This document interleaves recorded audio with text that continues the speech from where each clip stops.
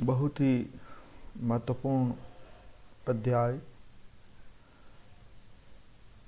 मांग, पूर्ति एवं बाजार संतुलन। वैसे तो ये जिन विद्यार्थियों ने 12वीं कक्षा में अर्थशास्त्र विषय पढ़ा है उनको ये अच्छे से ध्यान में होगा, लेकिन ज़्यादातर विद्यार्थियों के अर्थशास्त्र ऐच्छिक विषय के रूप में नहीं रहता है। इसलिए इस बेसिक कंसेप्ट को समझना बहुत ही ज़रूरी है।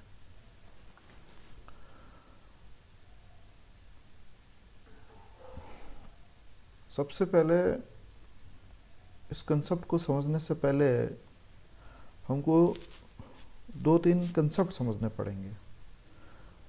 जैसे कि फर्म क्या है। फर्म वह संगठन है जो कि उत्पादन के साधनों को उत्पाद में परिवर्तित करता है। रिसोर्सेज जो इनपुट्स हैं उनको किस में परिवर्तित करता है? उत्पाद के अंदर, यानी आउटपुट के रूप में। अर्थात फर्म प्राथमिक रूप से बाजार अर्थव्यवस्था में इकाइयों का उत्पादन करने वाला संगठन होता है, यानी वस्तुओं का उत्पादन करने वाला संगठन फर्म कहलाता है। अर्थात उत्पादन के साधनों को उत्पाद में परिवर्तित करने वाला संगठन फर्म होता है। दूसरा कंसेप्ट आता है आपके एंटरप्रेन्योर, यानी साहसी किसे कहते हैं। साहसी वह व्यक्ति होता है जो जोखिम लेकर के, फर्म की जोखिम लेकर के नए विचारों के साथ नए उत्पादों के द्वारा अपने व्यवसाय को सफलता की ओर पहुंचाता है। साहसी वह व्यक्ति है जो संगठन में फर्म की जोखिम लेकर के नए विचारों के साथ नए उत्पादों से बाजार को सफलता की ओर ले जाता है। हाउस होल्ड, उपभोक्ता है ना, परिवार एक उपभोग इकाई होती है अर्थव्यवस्था के अंतर्गत, जिसको हम परिवार कहते हैं। उपभोग की यह एक इकाई है। अर्थात फर्म जो वस्तुओं का उत्पादन करती है, एंटरप्रेन्योर जो कि जोखिम लेकर के नए विचारों के साथ नए उत्पादों का सृजन करते हैं। हाउस होल्ड जो कि उपभोग इकाइयाँ होती है अर्थव्यवस्था के लिए। अब आर्थिक गतिविधियों का प्रवाह किस प्रकार से चलता है। देखिए, ये इनपुट मार्केट है। इनपुट मार्केट के मतलब लैंड, लेबर, रॉ मटेरियल, इनकी डिमांड की जाती है किसके द्वारा? फर्म के द्वारा। क्यों? क्योंकि फर्म को वस्तुओं का उत्पादन करना है, तो उसकी क्या की जाएगी? उसके द्वारा डिमांड की जाएगी। किनकी? इनपुट की, यानी लेबर की और कैपिटल की डिमांड फर्म के द्वारा की जाती है। फर्म उस लेबर और कैपिटल को लेकर के वस्तुओं का उत्पादन करती है। जैसा कि अभी हमने 3 परिभाषाएं पढ़ी थी, उसमें यह पढ़ा था कि फर्म इनपुट्स को आउटपुट में कन्वर्ट, इनपुट का प्रयोग करके आउटपुट बनाती है। तो अब इनके द्वारा जो वस्तुओं का उत्पादन होगा उसकी क्या की जाएगी? पूर्ति की जाएगी। किसके अंदर? आउटपुट मार्केट के अंदर, यानी आउटपुट मार्केट के अंदर इन वस्तुओं की पूर्ति की जाएगी। अब यहाँ पर ये जो वस्तुएं हैं उनकी डिमांड किसके द्वारा की जाएगी? हाउस होल्ड के द्वारा की जाएगी, परिवार के द्वारा। खाने पीने की वस्तुओं का अगर निर्माण होता है तो वो क्या करेंगे? उसकी डिमांड करेंगे। तो हाउस होल्ड के द्वारा इसकी डिमांड होती है, और हाउस होल्ड इस डिमांड को करने के लिए इसके पास जो संसाधन है, यानी जो लेबर है, डिमांड तो वो यहाँ से करता है, लेकिन उसके द्वारा उसके पास जो लेबर है, यानी जो काम करने वाले लोग हैं, वो क्या है? वो एक तरीके से सप्लाई है किसकी? इनपुट मार्केट की, उत्पादन के साधन। ये साधन बाजार की सप्लाई कहाँ से होती है? हाउस होल्ड से होती है। और फर्म को सप्लाई कहाँ से होती है? फर्म को जो इनपुट्स की सप्लाई होगी वो यहाँ से होगी, यानी इनकी डिमांड जो होती है वो फर्म के द्वारा होती है, फर्म के द्वारा उस उत्पादित वस्तुओं की पूर्ति की जाती है, तो आउटपुट मार्केट बनता है। और आउटपुट मार्केट के अंदर जो वस्तुएं हैं उनकी डिमांड हाउस होल्ड के द्वारा की जाती है, और हाउस होल्ड के अंदर जो लोग काम करने वाले हैं उनकी सप्लाई इनपुट मार्केट को की जाती है। ये जो आय का चक्राकार प्रवाह है वो ये बताता है कि फर्म और परिवार के बीच में जो आगत और निर्गत बाजार है उसमें किस प्रकार का संबंध होता है। आय के चक्राकार प्रवाह के द्वारा आर्थिक गतिविधियों को किस प्रकार से समझा जा सकता है वो इस रेखा चित्र के द्वारा समझाया गया है। अब देखिए, जो इनपुट मार्केट है और जो आउटपुट मार्केट है, यानी उत्पादन के साधनों का बाजार और उनके द्वारा उत्पादित वस्तुएं, वो इस प्रकार से है कि इनपुट मार्केट की जो डिमांड होती है वो फर्म के द्वारा की जाती है, और फर्म के द्वारा जो सप्लाई होती है वो आउटपुट मार्केट बन जाता है। आउटपुट मार्केट में जो वस्तुएं उत्पादित है उनकी डिमांड किसके द्वारा की जाती है, हाउस होल्ड के द्वारा की जाती है, और हाउस होल्ड के पास जो लेबर कैपिटल है उसकी सप्लाई की जाती है किसको, इनपुट मार्केट को। तो अब यहाँ पे आउटपुट मार्केट क्या है, आउटपुट मार्केट एक तरीके से प्रोडक्ट मार्केट है। यहाँ पे क्या होता है, वस्तुओं और सेवाओं का उत्पादन होता है।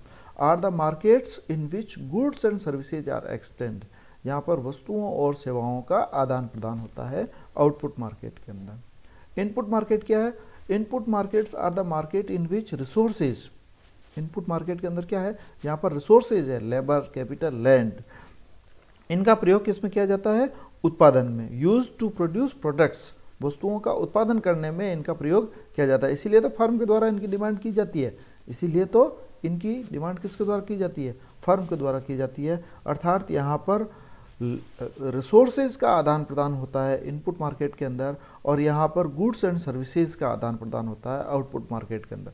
देखिए, बहुत बड़ा फर्क है, बहुत ही अच्छा कंसेप्ट है। इनपुट मार्केट में जो एक्सचेंज होता है वो किसका होता है, रिसोर्सेज का एक्सचेंज होता है। आउटपुट मार्केट में जो एक्सचेंज होता है वो किसका होता है, गुड्स एंड सर्विसेज का। आउटपुट मार्केट में जो एक्सचेंज होता है वो किसका होता है, गुड्स एंड सर्विसेज का। इनपुट मार्केट में जो एक्सचेंज होता है वो किसका होता है, रिसोर्सेज का, लेबर कैपिटल का। इसी प्रकार से पेमेंट फ्लो जो होता है वो ऑपोजिट साइड में चलता है। As the physical flow of the resources goods and services जो होता है वो उसके अंदर जो पेमेंट होगा वो क्या चलेगा, उल्टा चलेगा। क्यों, क्योंकि ये इनपुट मार्केट फर्म जो होगी वो इनको भुगतान करेगी, फर्म इनको भुगतान करेगी, और हाउस होल्ड इनको भुगतान करेंगे। हाउस होल्ड का भुगतान किसको होगा, इनको होगा। अब देखिए इनपुट मार्केट्स, इनपुट मार्केट के अंदर क्या क्या घटक शामिल होते हैं। इसमें एक तो लेबर मार्केट को शामिल किया जा सकता है, जिसमें supply of work for wages to firms and that demand labour.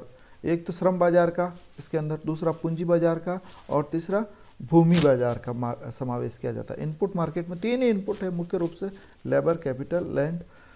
तो इनको जो है हम इनपुट मार्केट के अंदर शामिल करते हैं। कैपिटल मार्केट में क्या होता है कि लोग जो सेविंग करते हैं वो किस प्रकार से प्रभावित होती है। अगर ब्याज की दर ज़्यादा है तो वो ज़्यादा हो जाएगी, और ब्याज की दर कम है तो वो कम हो जाएगी, जैसा कि हम लोग क्लासिकल पॉइंट ऑफ व्यू से इसको पढ़ते हैं। लैंड मार्केट के अंदर लगान का कंसेप्ट होता है। हाउस होल्ड सप्लाई लैंड, भूमि की सप्लाई करता है, और अदर रियल प्रॉपर्टी भी इसके अंदर आ सकती है। तो इनपुट मार्केट के अंदर हम तीन घटक शामिल करते हैं, लेबर मार्केट, कैपिटल मार्केट और लैंड मार्केट। अब determinants of house hold demand क्या है, यानी परिवार के द्वारा वस्तुओं की जो मांग की जाती है उसके कौन कौन से घटक हैं। सबसे पहला घटक तो होता है कि उस उत्पाद की कीमत क्या है। अगर उस उत्पाद की कीमत ज़्यादा है तो उनके द्वारा जिस वस्तु की या जिस क्वांटिटी की डिमांड की जाती है वो कम हो जाएगी। इनकम ऑफ हाउस होल्ड, अगर हाउस होल्ड की आय ज़्यादा है तो उनके द्वारा वस्तुओं की मांग भी ज़्यादा की जाएगी। आय कम है तो वस्तुओं की मांग भी क्या की जाएगी, कम की जाएगी। अगर आय के प्रवाह के अलावा अगर उसके पास कुल परिसंपत्ति ज़्यादा है तो भी वस्तुओं की मांग उनके द्वारा ज़्यादा की जाएगी, और कुल परिसंपत्ति अगर कम है तो उनके द्वारा वस्तुओं की मांग की क्या की जाएगी, कम की जाएगी। प्राइसेज ऑफ रिलेटेड प्रोडक्ट्स, उससे संबंधित वस्तुओं की कीमतों पर भी निर्भर करती है। जैसे कि चाय और कॉफ़ी है, अगर कॉफ़ी की कीमतें कम हो रही है और चाय की बढ़ रही है तो भी चाय की डिमांड पर फर्क पड़ सकता है। उपभोक्ताओं की रुचि एवं पसंद क्या है, अगर रुचि और पसंद की वस्तु है तो थोड़ी कीमत ज़्यादा होने के बावजूद भी लोग उसकी ज़्यादा मात्रा खरीदते हैं। अगर रुचि की वस्तु नहीं है तो कीमत डाउन होते ही बिल्कुल उसकी डिमांड जो होती है वो कम हो जाती है। और उपभोक्ता या परिवार ये सोचता है कि अगर इसकी कीमतें बढ़ने वाली है तो वो उसको पहले खरीद लेगा। अगर उसकी आय बढ़ने वाली है तो भी उसका खर्च पहले से बढ़ जाता है। अगर उसकी वेल्थ बढ़ने वाली है कि उसके पास ज़मीन या वो जायदाद आने वाली है तो भी उसकी खर्च जो होता है वो बढ़ जाता है, यानी डिमांड जो होती है वो बढ़ जाती है। यानी एक उपभोक्ता के द्वारा जिन वस्तुओं की मांग की जाती है उसको निर्धारित करने वाले घटक ये हैं: उस वस्तु की कीमत, उस उपभोक्ता की आय, उपभोक्ता की कुल परिसंपत्ति तथा संबंधित वस्तुओं की कीमतें, रुचि एवं पसंद तथा प्रत्याशाएं। अगर बढ़ने की प्रत्याशा होती तो डिमांड ज़्यादा हो जाएगी और अगर घटने की प्रत्याशा है तो डिमांड पहले से कम रहेगी। लोग ये सोचेंगे कि जब इसकी कीमतें घटेगी तो हम इस वस्तु को खरीदेंगे। अब देखिए क्वांटिटी डिमांडेड क्या है, मांग मात्रा किसको कहते हैं अपन। मांग मात्रा वह मात्रा होती है वस्तु की इकाइयों की जो कि एक हाउस होल्ड के द्वारा तब खरीदी जाती है दिए हुए समय में जब कि वो इसकी सारी इकाइयाँ खुले बाजार के अंदर खरीद सके। ये डेफिनेशन थोड़ी सी डिफ़िकल्ट जैसी लग रही है लेकिन है नहीं। वैसे इसको आप सरल शब्दों में इस तरीके से कह सकते हैं: demand is a price at a time at a place.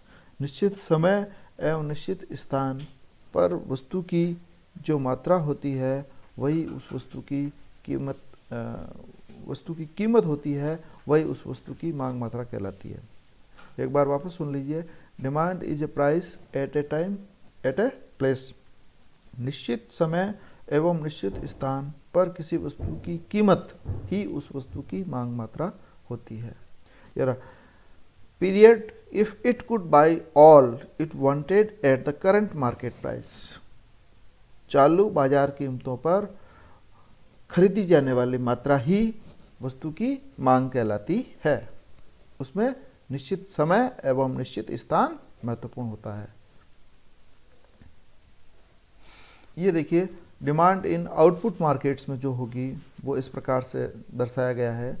एक तरफ हमने प्राइसेस ले लिया है 0, फिर 0.50, 3.5, 7, 10 और $15 के अंदर, और उसकी क्वांटिटी जो है 0 पर 30 थी, जो ही 0.50 होता है 25 हो जाती है।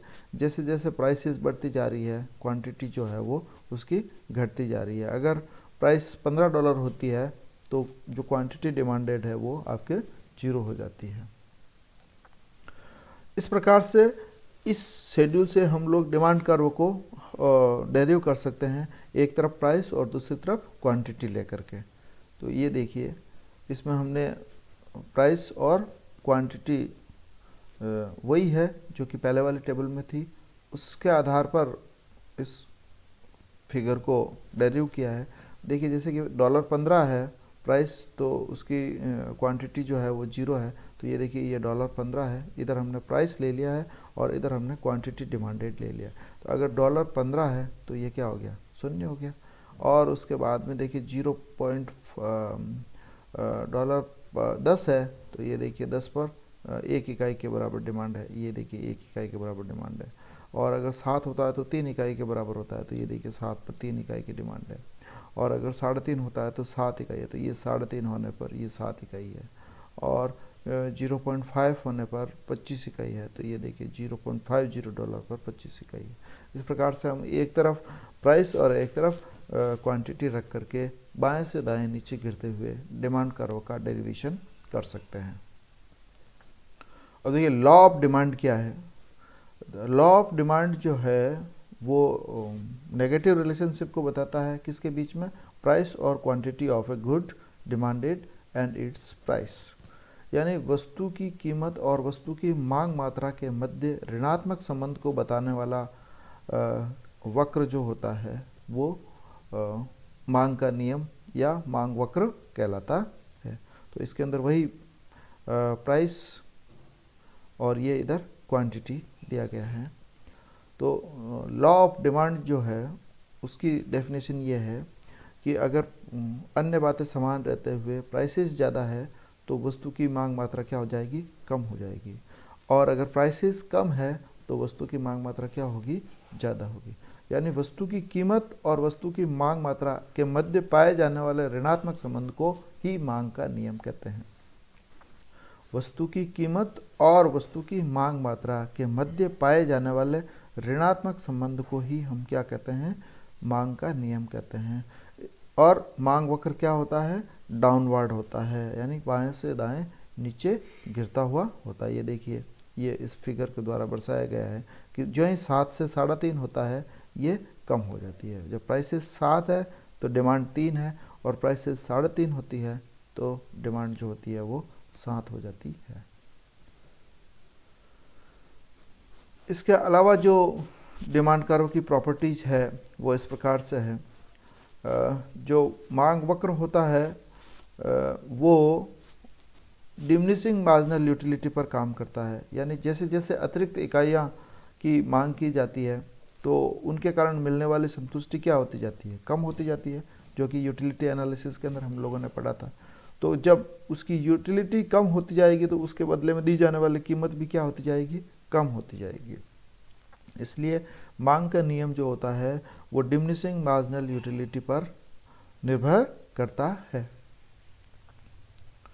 देखिए, इनकम अगर ज़्यादा है, salary, profit, interest payment, rent, other forms of earning in A given period of time, it is a flaw, है ना, तो वो उसके आय का प्रवाह कहलाता है। और वेल्थ और नेट वर्थ जो है, जैसे हाउस होल्ड पास जो संपत्ति है वो क्या कहलाता है, स्टॉक कहलाता है। और संबंधित वस्तुएं और सेवाएं क्या है, जैसा कि मैंने बताया, चाय के बदले में कॉफ़ी और कॉफ़ी के बदले में चाय, गुड़ के बदले में शक्कर। नॉर्मल गुड्स क्या होती है, goods for which demand goes up when income is higher, जब आय ज़्यादा है और उनकी डिमांड बढ़ती है तो वो क्या होती है, सामान्य वस्तु होती है। और विच demand goes down when income is lower, जब आय कम होती है तो उनकी डिमांड भी कम हो जाती है, तो वो सामान्य वस्तुएं कहलाती है। इन्फीरियर गुड्स क्या होती है, वो होती है जो कि उनकी डिमांड गिरती है जबकि इनकम बढ़ती है। इन्फीरियर यानी निकृष्ट वस्तुएं कहते हैं या हीन वस्तुएं कहते हैं। वे वस्तुएं होती है जिनकी डिमांड गिरती है तब जबकि आय बढ़ती है, जबकि सामान्य वस्तुओं के संदर्भ में उल्टा होता है। सामान्य वस्तुओं के संदर्भ में डिमांड बढ़ती है जबकि आय जो होती है उनकी demand goes down when income is lower, यानी आय घटती है तो डिमांड भी घटती है। लेकिन इन्फीरियर गुड्स के अंदर क्या होगा, उल्टा होगा, आय बढ़ने पर उनकी डिमांड जो होती है वो घटती है। अब रिलेटेड गुड्स एंड सर्विसेज में एक प्रतिस्थापन वस्तुएं होती है जो कि एक वस्तु के स्थान पर दूसरी वस्तु का प्रयोग किया जाता है। When the prices of one increases demand for the other goes up. प्रतिस्थापन वस्तुओं में क्या होता है, एक वस्तु की कीमत बढ़ती है तो दूसरी वस्तु की डिमांड जो होती है वो बढ़ने लग जाती है। क्यों, क्योंकि वो उसकी जगह काम में ले सकते हैं। Perfect substitutes are identical products. दूसरी वस्तु होती है कॉम्प्लीमेंट गुड्स।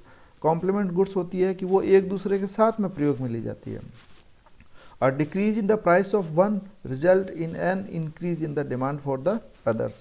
अगर उसमें एक वस्तु की कीमत में कमी होती है तो दूसरी वस्तु की, क्योंकि उसकी डिमांड बढ़ेगी तो उसके साथ दूसरी वस्तु की डिमांड भी बढ़ जाती है, जैसे कि पेन और रिफल, पेट्रोल और मोटरसाइकिल इत्यादि। ये कॉम्प्लीमेंट्स गुड्स होती हैं, यानी पूरक वस्तुएं होती है, प्रतिस्थापन वस्तुएं और पूरक वस्तुएं। इसके आगे का मुझे लगता है अब हमको अगले अध्याय के अंदर ले लेना चाहिए, जो कि चेंजेस से संबंधित डिमांड का कंसेप्ट होगा। आज के लिए इतना ही।